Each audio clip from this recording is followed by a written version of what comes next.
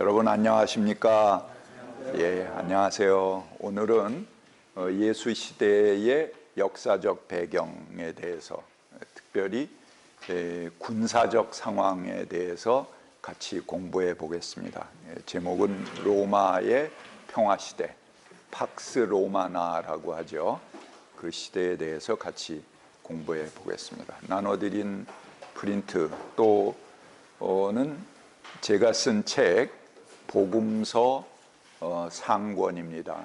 역사적 예수와 그의 운동 책의 2과의 후반부를 같이 보시면서 공부하시면 되겠습니다.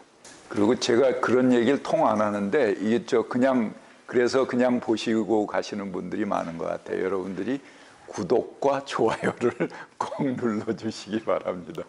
그리고 교재는 그 유튜브 밑에 제가 되게 실어 놓는데 그거를 보셔도 되고, 이거 대장간에서 전체 교재가 책으로 완간되어 있습니다. 그러니까 도서출판 대장간에서 온라인 서점에서 여러분들이 주문해서 같이 보시면서 공부하시면 훨씬 더 도움이 되리라고 생각합니다. 그럼 오늘은 로마의 평화 시대에 대해서 같이 보겠습니다. 유대 사회의 이제 군사적인 측면을 오늘 살펴보겠는데요. 로마가 유대 사회에 5개의 천인대를 보냈습니다. 그리고 유대에는 군대가 있을까요? 없을까요? 당연히 유대 군대는 전부 해산했죠. 그래서 유대 민족이 가지고 있던 군대는 전부 해산하고 일절 군사행동을 금지하는 조건으로 그걸 전제로 해서 로마가 5개의 천인대를 파송해서 치안을 담당합니다.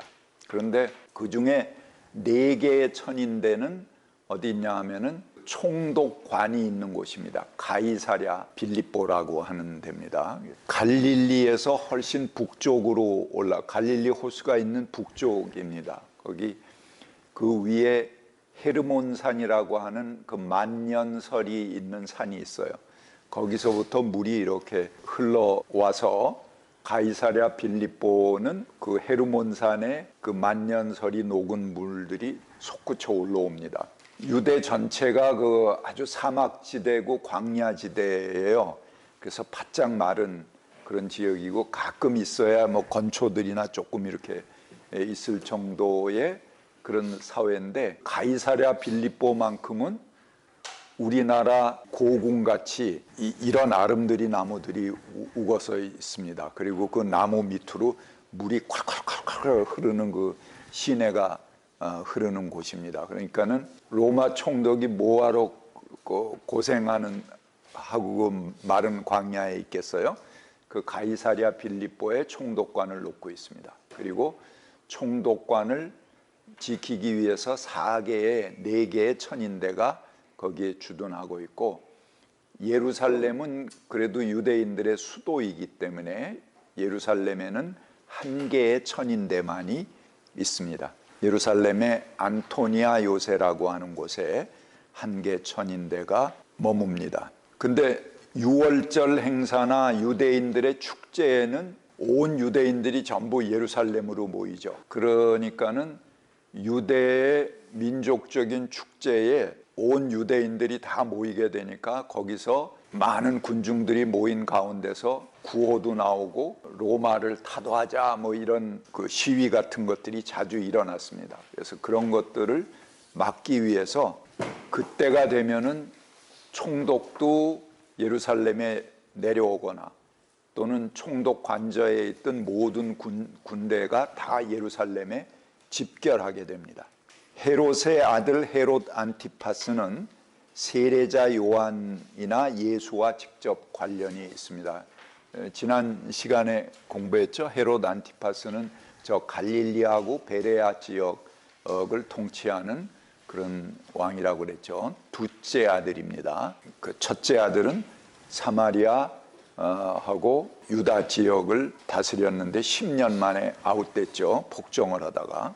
안티파스는 세금 징수의 아주 혈안이었습니다. 이들이 이제 대리 통치자, 로마로부터 대리 통치자들이 살아남는 방법은 세금을 잘 걷어서 상납하는 겁니다. 그래서 처음에는 세포리스를 도로 삼았습니다. 그 세포리스는 어디냐 하면은 예수님 태어나신 나사렛이 가까운 그런 지역입니다. 갈릴리 호수가 유일하게 농사 지을 수 있는 곳이라고 그랬잖아요. 그래서 그 지역의 유대인들로서는 농사가 가능하고 곡창지대입니다. 그러니까는 우리나라로 얘기하면 호남 같은 곳이에요. 그러니까 곡식이 많이 날 수 있는 그런 평야가 있는 그런 곳이죠. 그러니까 갈릴리 사람들이 세금 착취에 아주 시달리게 됩니다. 뭔가 많이 나니까 뜯어먹을 게 많은 거죠. 그래서 그 지역에 집중적으로 세금 포탈이 심한 곳입니다. 그래서 안티파스는 세포리스의 그 갈릴리 지역에 수도를 세우고 그 지역에서 나는 세금들을 걷어들였습니다. 그 다음에는 로마 황제의 이름을, 세포리스는 그래도 조금 내륙 지역이거든요. 근데 티베리아스는 이제 로마 황제 티베리우스의 이름을 딴 거죠. 그건 갈릴리 호수, 그림을 그리는 게 좋겠군요.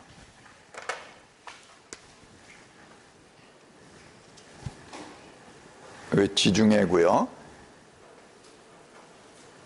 요게 갈릴리고 요르단강, 요게 사해입니다. 지금 사해가 이렇게 하나인데 지금은 그 물이 하도 말라갖고 갈라져서 두 동강 났습니다. 그래서 사해가 요쪽하고 요쪽하고 이렇게 갈라져 있어요. 그 정도로 이 지역이 점점 더 사막화 되고 있는 거죠. 근데 세포리스는 요 정도 됩니다. 요 정도 되는 곳에 이 갈릴리 내륙 지역에 있는 수도인데 그거를 티베리우스, 요 갈릴리 호수 근방에 있는 곳으로 옮겨왔습니다. 그만큼 이 호수가 경제의 중심이고 이 지역이 곡창지대이기 때문에 그렇죠. 그래서 티베리우스로 수도를 옮겨와서 갈릴리 바다를 통해서 세금을 거둬들였습니다. 그는 배를 소유하는 것, 또 저인망 그물로 물고기를 잡는 것, 심지어는 해변에서 그물을 던지는 것에도 세금을 부과했습니다. 그물 한 번 던져도 세금 내고 던져야 되는 정도로 아주 혹독하게 그냥 이 착취를 한 거죠.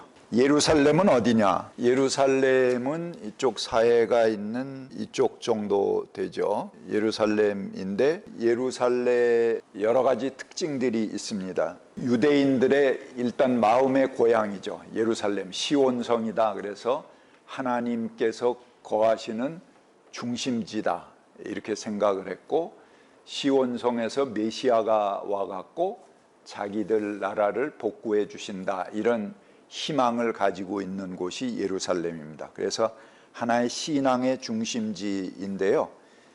그것도 절기가 되면은 전 국토의 유대인들이 전부 예루살렘으로 집결합니다. 그래서 그때 이 모인 군중들 가운데 자칭 메시아, 내가 메시아다 그러고 이 로마를 타도하자 뭐 그러고 나오거나 이렇게 하면은 우발적인 그런 소요들이 일어납니다. 이두메는 이제 유다 저 아래쪽입니다. 이두메에서는 헤롯이 면직한 2,000명의 병사들이 왕가의 군대를 공격했고, 베레아에서는 스스로 왕이라고 선포한 헤롯의 한 노예가 여리고 궁을 불지르고 도시를 약탈하는 일들이 벌어졌습니다. 그러니까 이게 다 예수님 오신 그 근처에 일어났던 군사적인 행동들입니다. 이런 것들이 많이 일어나게 되는 거죠. 또 유대에서는 아트롱게스라고 하는 한 목동이 엠마오에서 예루살렘을 향해 밀과 무기를 나르던 분견대를 전멸시키는 일이 벌어지기도 합니다. 또 갈릴리에서 에제키야의 아들 유다가 일어났습니다. 이런 모든 운동은 명백하게 반도시 운동이었습니다. 로마는 자꾸 도시를 건설해요. 뒤에 나오겠지만 대규모 건축 사업을 하면서 도시를 건설하고 그 다음에 농촌 인구들을 그 도시 건설에 동원하고 또 도시 건설에 필요한 자금들을 그들로부터 세금으로 걷어들이고 그런 일을 했거든요. 그런 그 도시화 전략에 반대하는 농민들의 반란들이라고 볼 수 있습니다. 이런 것들이 여러 군데에서 일어나게 됩니다. 소수가 부를 독차지하고 민중의 생활이 비참해지자 헤롯 왕가에 대한 미움과 함께 메시아 사상이 대중 속으로 파고 들어갑니다. 시달리던 농민들과 민족주의자인 서기관들이 연대해서 일체가 되었습니다. 서기관이라고 하면은 옛 지혜 문학의 스승들이에요. 당시의 하나의 학자들이죠. 그런데 농민들과 이 민족주의적인 진보적인 생각을 가진 학자들이 같이 연대해서 로마에 항전하는 운동을 같이 펴기도 했다는 거죠. 지식인들까지 함께 하게 되면은 그 정권에 굉장한 위협이 되죠. 민중들은 항상 저항 의식을 가지고 있지만 그게 이제 지속적으로 이렇게 전략적으로 잘 전개되지는 않습니다. 그러나 지식인들이 거기 함께 하게 되면은 그것이 이제 때로는 성공한 혁명으로도 나타나고 그런 걸 볼 수가 있습니다. 예수님께서 마지막 일주일을 예루살렘에 내려와서 보내셨다 하는 것도 장소적으로 굉장히 중요합니다. 예루살렘으로 가셔야 했던, 원래 예수님은 저 갈릴리에서, 나사렛이 이 갈릴리잖아요. 그 세포리스 바로 옆에 있는 그런 하나의 시골 마을입니다. 나사렛 출신의, 갈릴리 농촌 출신의 예수님이 마지막 삶의 종지부는 예루살렘에 가서 찍어야겠다 이렇게 생각하고 예루살렘으로 내려가십니다. 막 예수님이 앞장서 내려가니까 제자들이 막 말리잖아요. 그곳 위험한 곳인데 왜 가냐 그러고 그거를 말리는 이야기들이 많이 나옵니다. 그렇지만 예수님은 오히려 그렇게 말리는 제자들을 뿌리치죠. 사탄아 물러가라 이렇게까지 얘기하면서 본인이 죽음의 자리인 예루살렘으로 달려 내려가십니다. 그래서 마지막 일주일을 보내시게 되는데 예루살렘은 그 사회의 모든 모순이 집결되어 있는 그런 곳입니다. 그리고 민중의 적이고 그 적 로마의 민족의 적이고 그런 그 로마와 또 유대 사회의 각종 부를 걸머지고 로마에 빌붙어서 모든 걸 누리는 그런 지배층, 이런 사람들이 전부 얽혀 있는 곳이 바로 예루살렘이라고 볼 수 있겠습니다.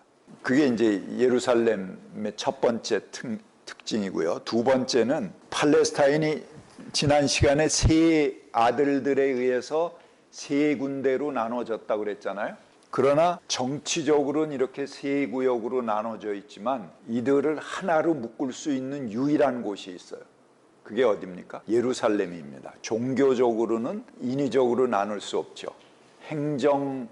정치 행정상으로는 이렇게 나눠서 통치했지만 유대의 절기가 오면은 이 절기에는 모든 행정구역에 있는 유대인들이 전부 예루살렘으로 집결하게 됩니다. 그래서 이 정치적으로 나눠진 유대 사회를 총괄하는 지역이 바로 예루살렘이다 이렇게 볼 수가 있습니다. 또 세 번째는 신앙적인 이유입니다. 이 예루살렘은 어떤 곳입니까? 민중을 억압하는 이런 현 지배 질서를 하나님께서 심판하시고 미래에 올 메시아가 이 예루살렘 시온성으로 온다.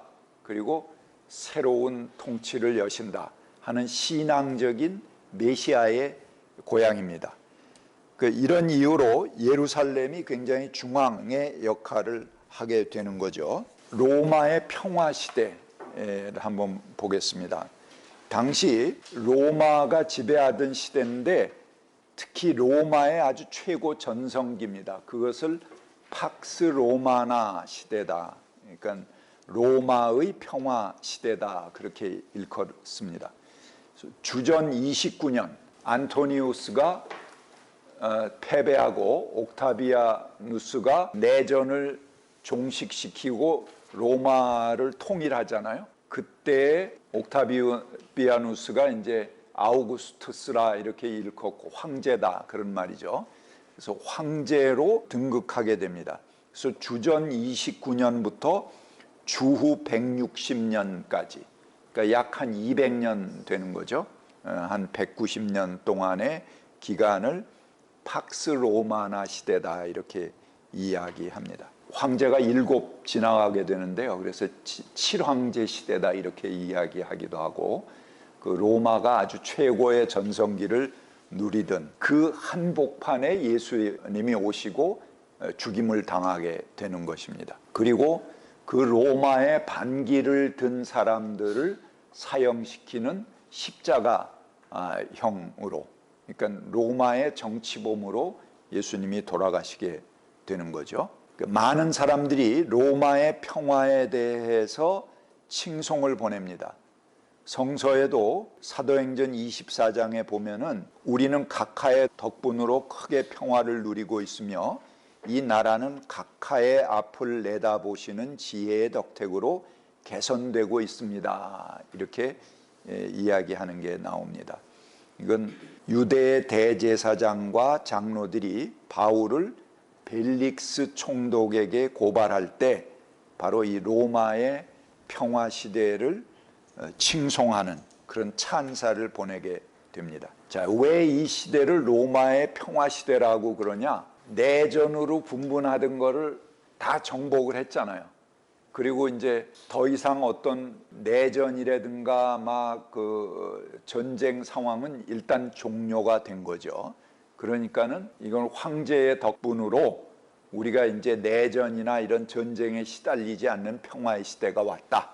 이렇게 선언을 하는 거죠. 그래서 그 시기에 국내 정치는 안정되고 경제적으로는 뭐 전쟁이 없으니까 이제 모든 사람들이 좀 숨을 돌리게 되는 거죠.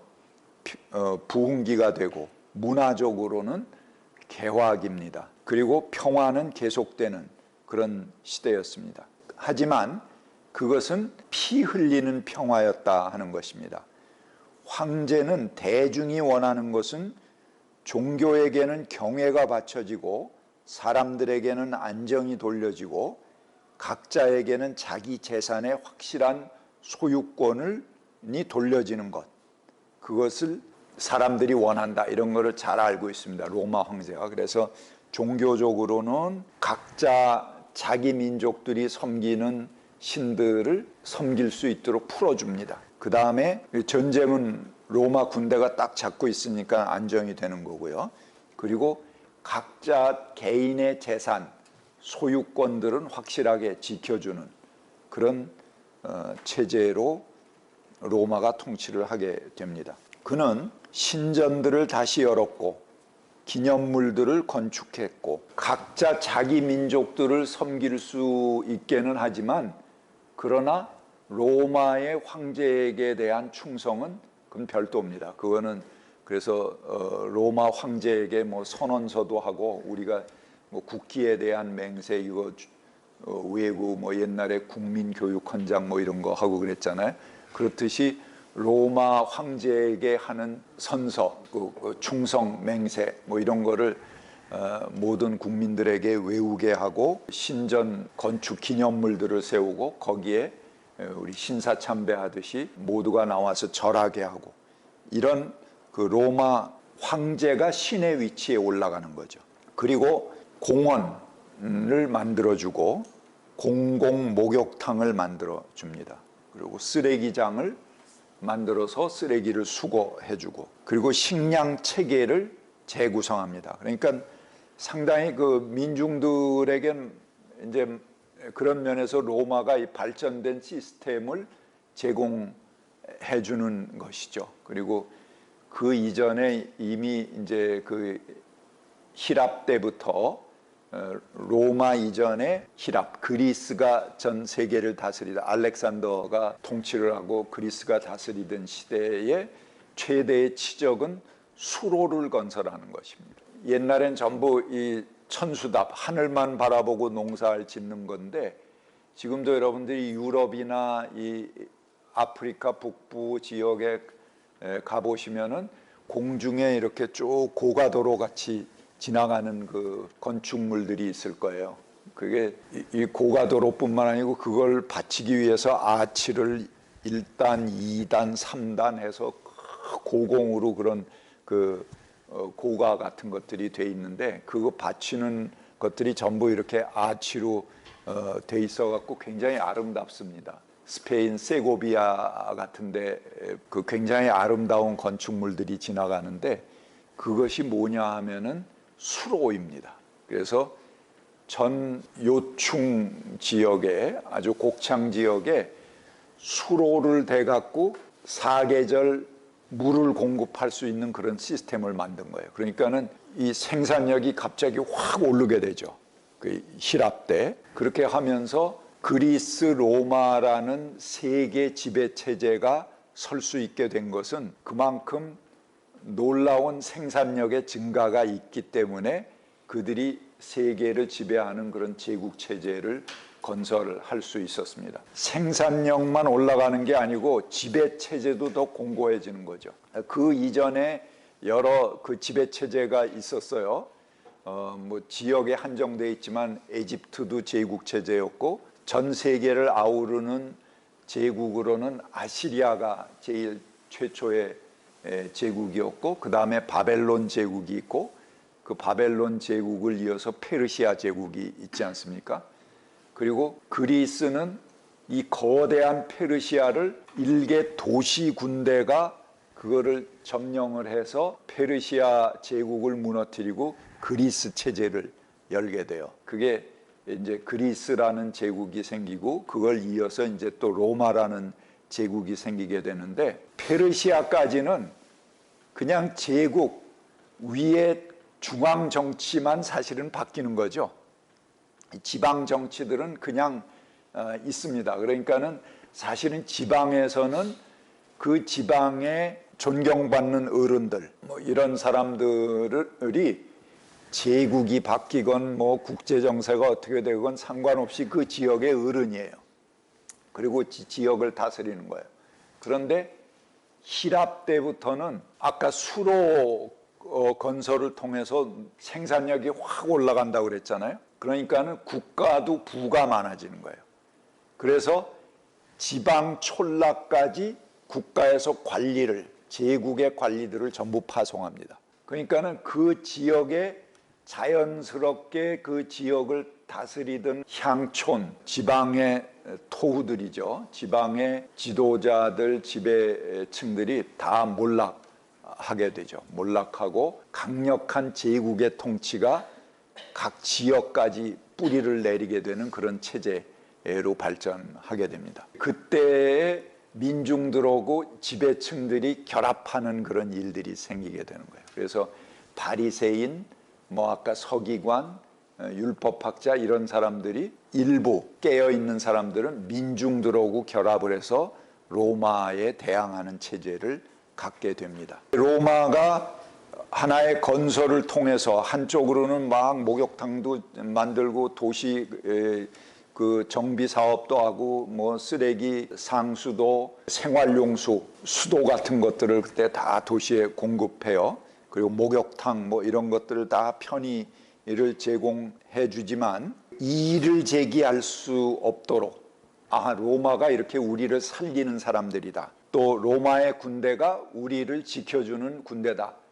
이런 역할을 계속 홍보하고 그거를 떠받쳐주는 역할은 어디가 했을까요? 종교 지도자들이 하게 되는 것입니다. 그래서 종교하고 손을 잡지 않으면은 이 로마의 군대 지배라는 것이 존재하기 어려운 것이죠. 그래서 옛 신전을 다시 열어서 신들이 승리를 가져온 인물에게 황제의 권위를 주도록, 그래서 종교를 지배하고 또 군사적으로 한쪽으로는 지배하고 이런 그 공전의 체제가 형성되게 되는 거죠. 자, 이들이 로마의 평화 시대를 이야기했는데 그게 얼마나 허구인가 하는 것을 한번 보겠습니다.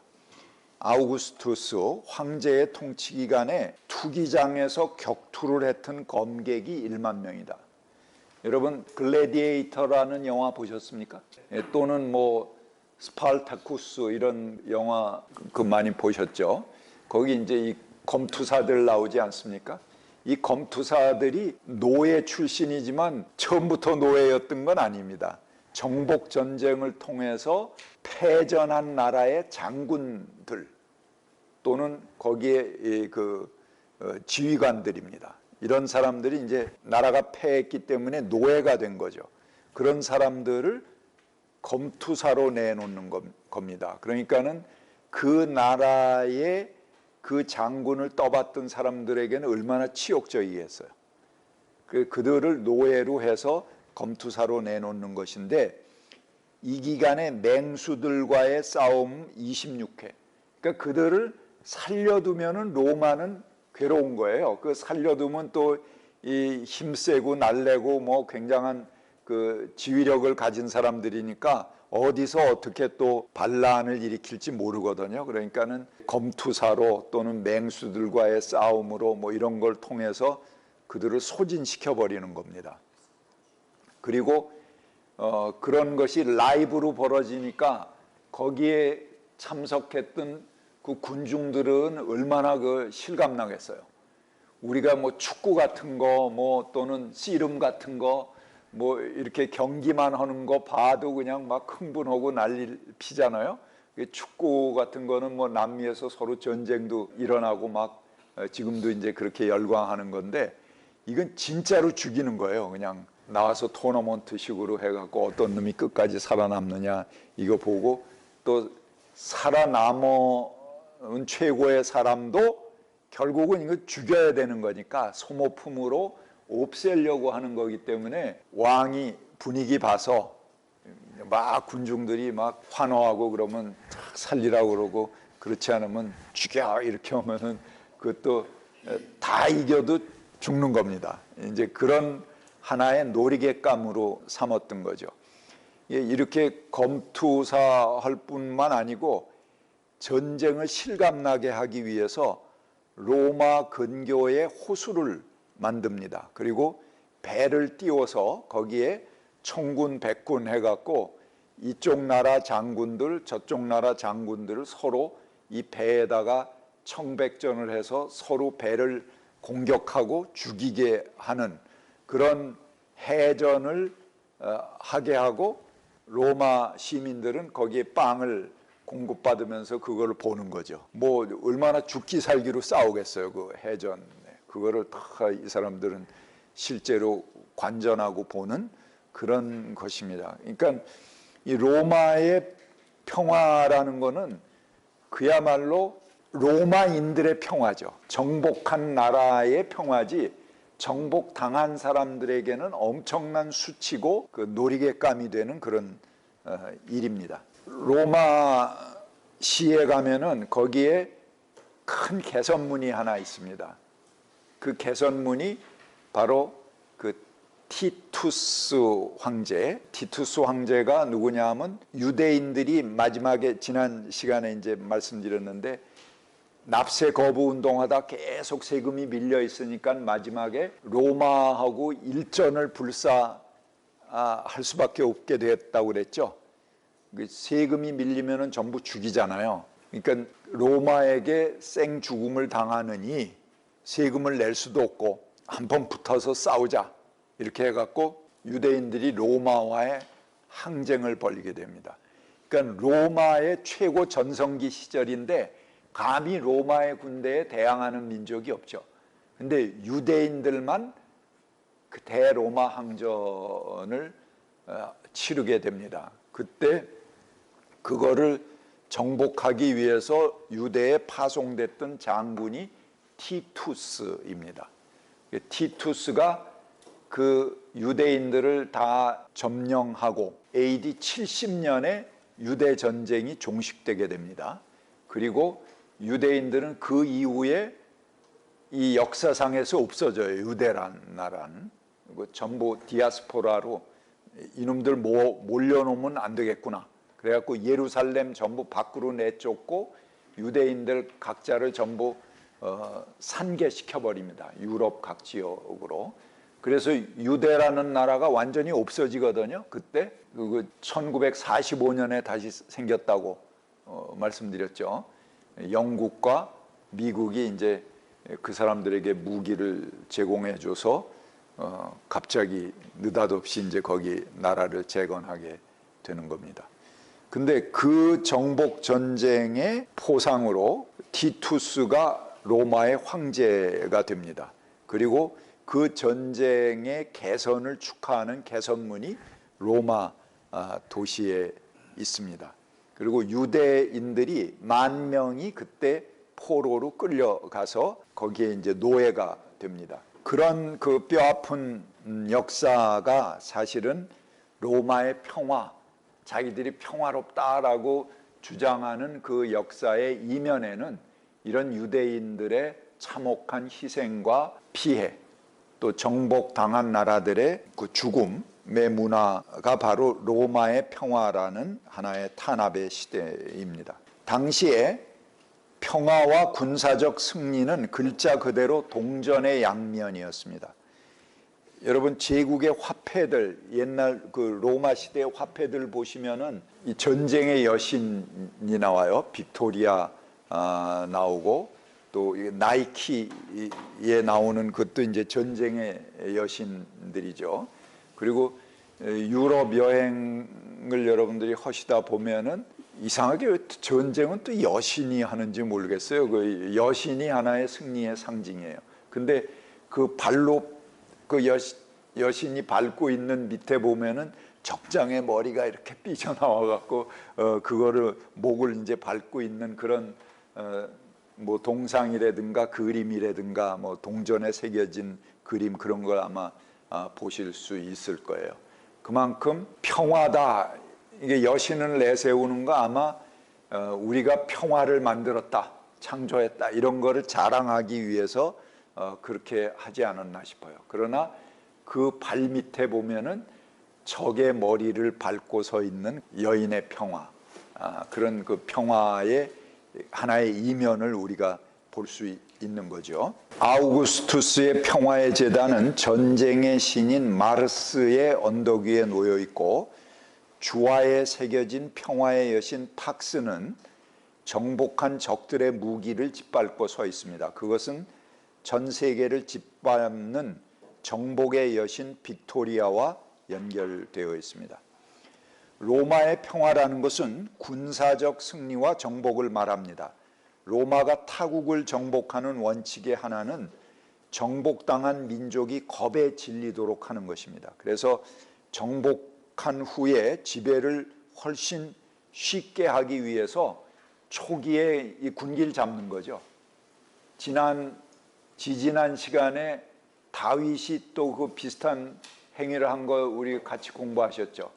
다윗이 어떻게 했습니까? 주변 나라들을 정복하고 특히 모압 같은 데 가고는 사람들을 쭉 앉혀놓고 줄 임의대로 긋은 거죠. 그래서 3분의 1 안에 들어있는 사람들만 살리고 3분의 2 안에 있는 사람은 시범적으로 죽이는 겁니다. 주변에 이제 다른 나라들도 뭐 다 해서 몇만 명을 죽이고 뭐 이런 걸 굉장히 자랑처럼 얘기하잖아요.